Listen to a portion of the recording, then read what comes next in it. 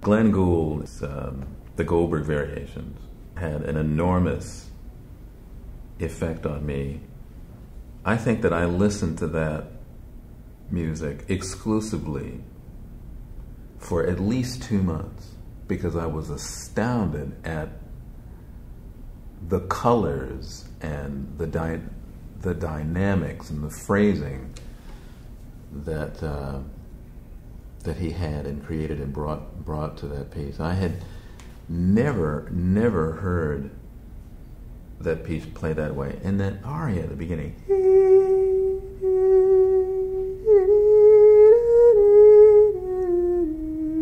I was so moved by the melody.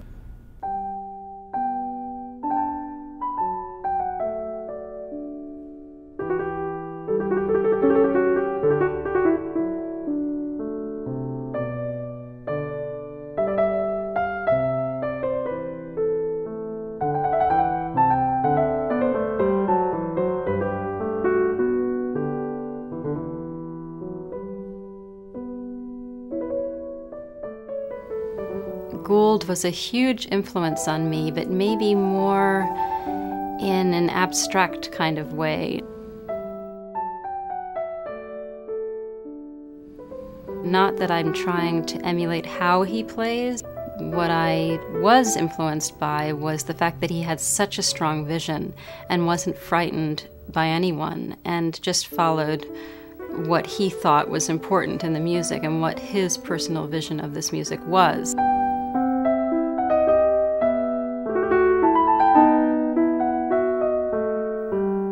It just astonishes me how many people still are finding in Glenn Gould something that means something very specific and very personal to them. People who weren't even born when Glenn died. This was a strutting Bach. This was a sort of sexy, out there, very physical Bach. It was really rather extraordinary. I always think of, and I'm not the only person who's said this, but there's a little bit of James Dean and Marlon Brando in Gould's Bach. And he really upset a lot of the scholars and a lot of the musical community with what he did with Bach. But you know, you couldn't avoid it. You couldn't ignore it. When I heard Gould, you know, he launches into that first variation.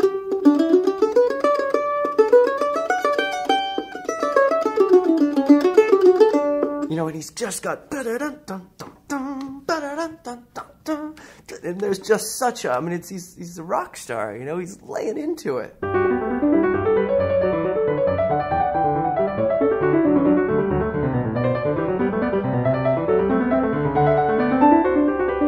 When you heard Glenn play, there was something that really just leapt out.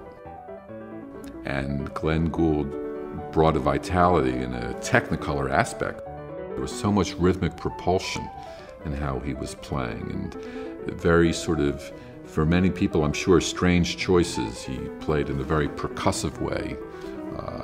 But the voice leading, you could hear how all the voices were moving, had incredible control of the counterpoint as a pianist. And when I heard that, it really floored me, and I became obsessed with those records.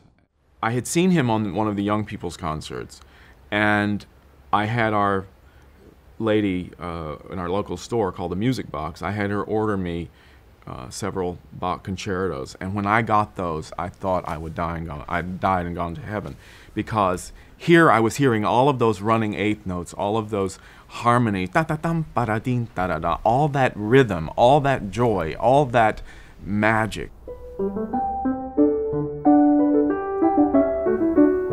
Gould definitely was the biggest influence and inspiration, and still is.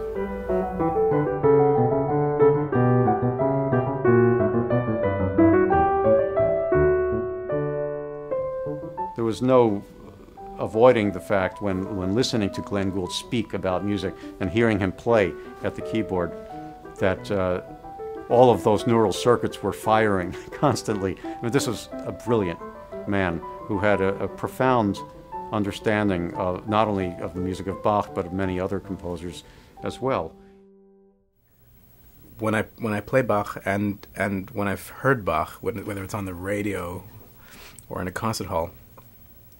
But I particularly remember moments when I'm driving, actually, and suddenly some Bach comes on. Maybe it's the Goldberg variations of Glenn Gould, where I literally have to pull over the car and time just stops and I just want to listen to this music.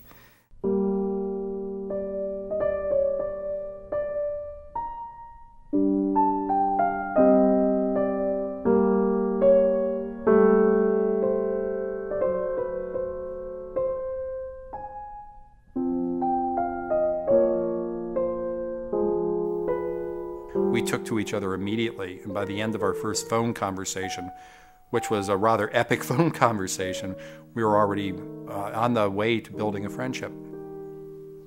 I mean, we spent, oh gosh, I would think we must have spent 30, 40, maybe 50 hours over the phone. He'd usually call around 11 o'clock at night, and you had the sense that this was a rather lonely man, and somebody who really, really wanted to connect to the world and to talk to somebody whose interests were his, and with whom he felt he could actually, on some level, communicate, because we just understood each other from the moment we started speaking.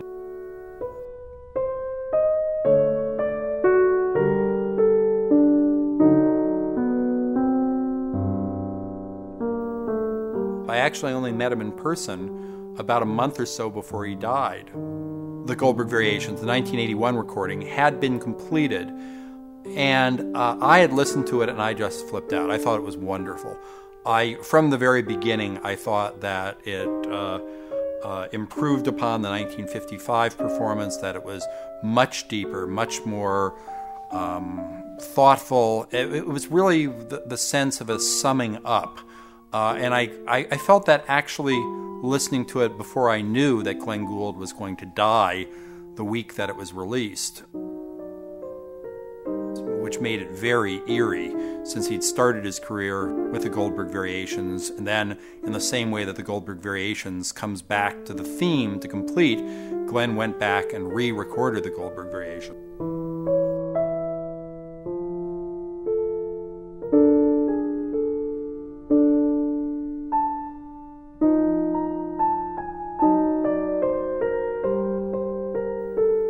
Glenn was in sort of an ecstatic transport. I mean, this is somebody who is just absolutely in a state of his own, doing the thing he loves the most, and clearly having, a major and profound reaction to it.